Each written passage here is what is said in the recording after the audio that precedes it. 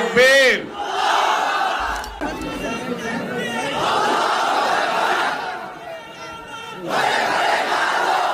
আপনি 27টা আমলকে আগে কখনো শুনছিলেন? জি না, আমি আজকে প্রথম শুনেছি এবং মুখস্থ করে আপনাদের সামনে উপস্থাপন করেছি। আসসালামু আলাইকুম ওয়া রাহমাতুল্লাহি ওয়া বারাকাতুহু। ওয়ালাইকুম আসসালাম ওয়া রাহমাতুল্লাহি ওয়া বারাকাতুহু।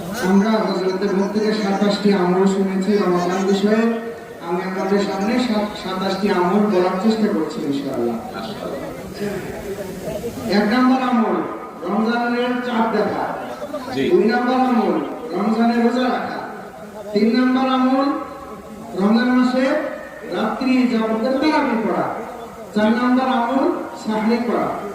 5 নম্বর আমল সাহরি শেষ সময়ে সাহরি করা। 6 নম্বর আমল ইফতার করা।